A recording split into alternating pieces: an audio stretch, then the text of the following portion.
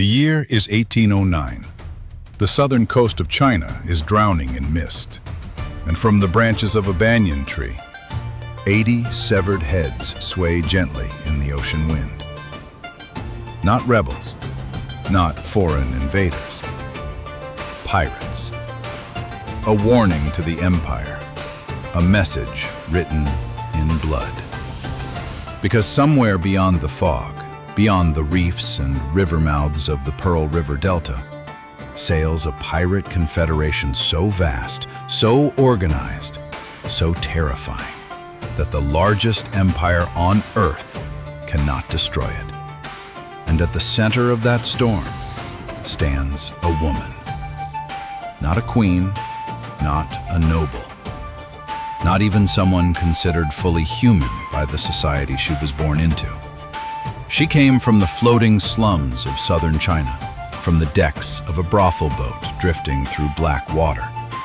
And within a decade, emperors would negotiate with her as an equal.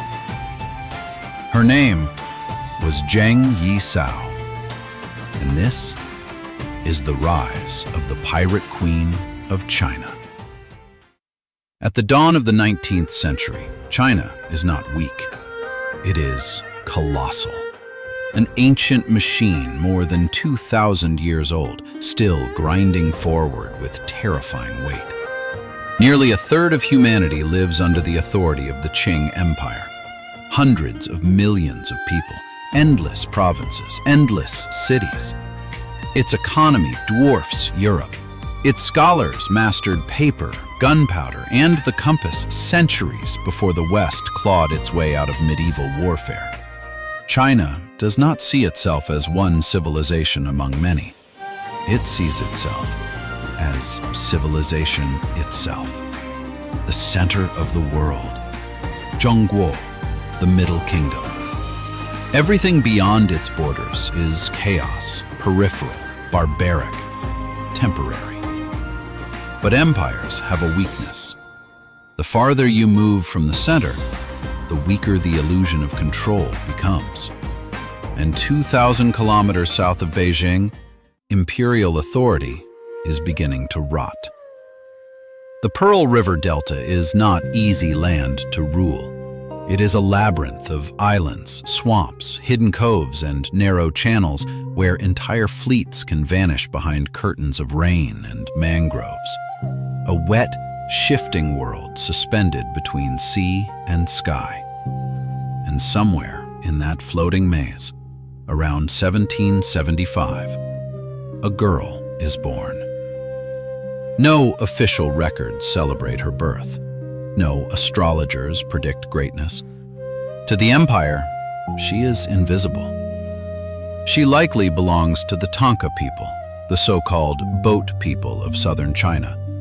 Families who spend entire generations living on wooden junks sealed with tar and patched cloth. Children born on water. Elderly dying on water. Some never touch dry land for years. The Qing classify them as impure, unworthy. They cannot own land, cannot marry shore families, cannot sit for imperial examinations. While wealthy girls have their feet crushed and bound into tiny golden lotuses, she grows up barefoot, leaping across wet planks beneath monsoon skies. While aristocratic sons memorize Confucian texts in candle-lit halls, she learns survival. Current, wind, hunger, violence. And eventually, like many poor Tanka women, she ends up on a flower boat, a floating brothel. The nights there smell of salt, sweat, incense, and opium smoke. Merchants arrive drunk on silver profits. Sailors stagger through lantern light. River water slaps softly against painted hulls while musicians play somewhere in the dark. But increasingly, the customers are pirates. And not ordinary pirates. These men have returned from Vietnam, hardened by years of war. Because across the border, The Tay Sun Rebellion had recruited Chinese sea raiders as mercenaries, paying them in cannons, military ranks, and warships. Now, the rebellion is collapsing, and thousands of trained fighters are flooding back into southern China with nowhere to go. Armed, experienced, desperate. A perfect storm is forming over the South China Sea. And then, one night in 1801, a pirate captain steps onto her flower boat. His name is Zheng Yi. He commands part of the growing Red Flag fleet. What happens next remains hidden behind silence and rumor. Maybe it was seduction, maybe negotiation, maybe ambition recognizing ambition. But within months, the nameless girl from the floating brothel becomes his wife. And from that moment forward, history remembers her by a new name, Zheng Yi Sao, the wife of Zheng Yi. Soon, the entire coastline will know it. Timing is everything, and Zheng Yi Sao enters the pirate world at the exact moment the Qing Empire begins to fracture. The Pearl River Delta is one of the richest Trade corridors on Earth. Tea, silk, porcelain, salt, silver, all of it moving through Canton, modern Guangzhou, the only legal port where foreign merchants are allowed to trade with China. An ocean of wealth flowing through vulnerable waters. And the Qing Navy? Corrupt, underfunded, humiliated. The empire is already bleeding resources trying to crush massive rebellions inland. Officials steal military funds. Patrol fleets decay in harbor. By 1805, piracy has exploded so badly that pirate fleets are causing more damage to each other than to the government. So they evolve. 6 major pirate fleets unite into a confederation. Red flag, black flag, blue flag, white flag, green flag, yellow flag. Separate captains, shared interests, a floating criminal empire. And at the center of it, Zheng Yi and Zheng Yi Sao begin building something terrifyingly modern. Shared profits, centralized command, rules of conduct, collective defense. Not chaos, organization. The Qing Empire is watching the birth of a rival state and barely understands it. Imagine the ships, long war junks cutting through black water beneath storm clouds, cannons lining the rails, hundreds of pirates packed below deck beside families, prisoners, livestock, and stolen goods. The air thick with mildew, blood, and gunpowder. Then comes the signal. An imperial convoy appears on the horizon. It has not paid protection. That is a death sentence. Suddenly, pirate sails erupt from behind islands and rocky outcrops like predators surrounding prey. Cannons roar. Not polished military ammunition, but grape shot made from nails, broken metal, and old coins. Cheap, brutal, devastating. Fire pots arc through the sky, trailing sparks. Swivel guns hammer the decks apart. And when the pirates board, the violence becomes intimate, terrifying. Captured naval crews are nailed to wooden planks. Officers are butchered in front of their men. Some pirates believe consuming the flesh of brave enemies will transfer strength and courage. The Empire's soldiers, trained to defend civilization itself, break in panic. Merchants surrender almost instantly. The South China Sea is no longer ruled by the Qing.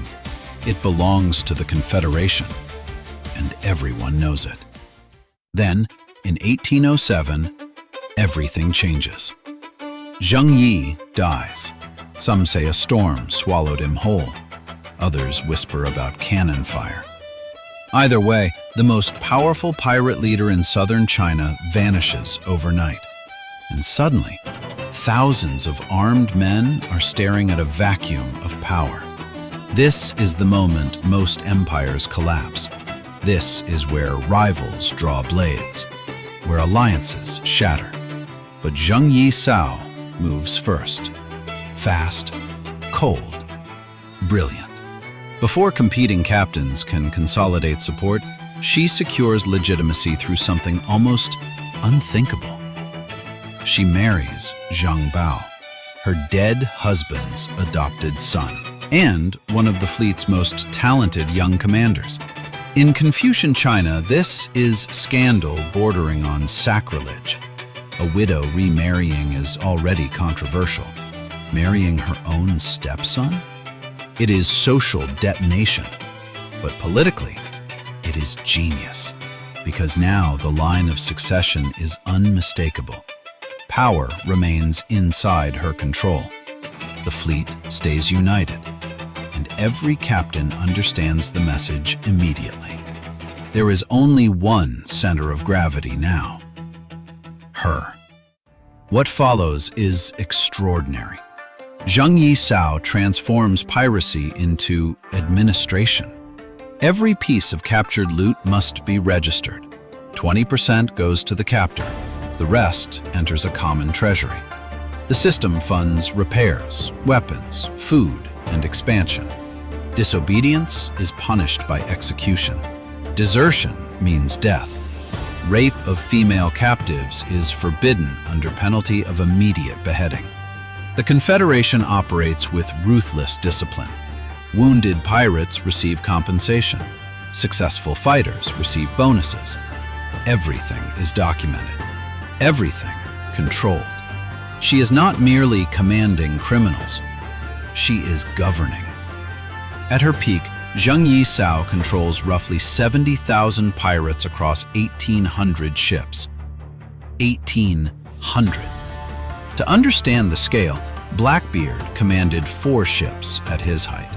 The legendary Spanish Armada had only 130. This woman commands a floating force larger than many national navies on Earth. And the Qing Empire cannot stop her. By 1809, panic spreads across southern China. Salt merchants begin paying Pirates instead of imperial escorts. Fishing villages require pirate licenses to survive. Entire coastal communities shift allegiance because the pirates provide what the state no longer can: protection, order, predictability.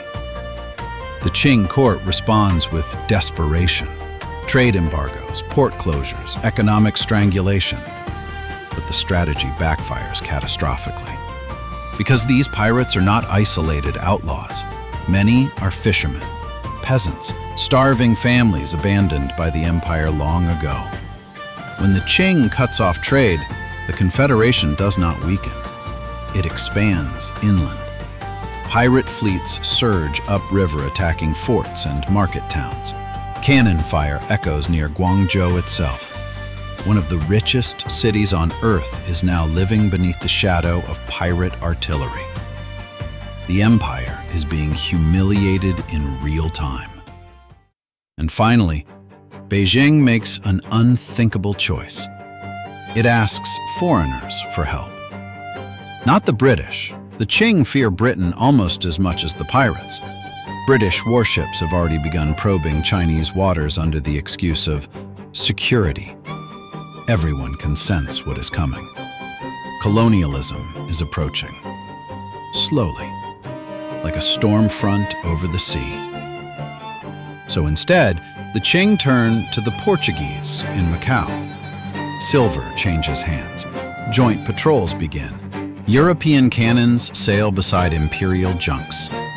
And still, they fail. The pirates remain untouchable.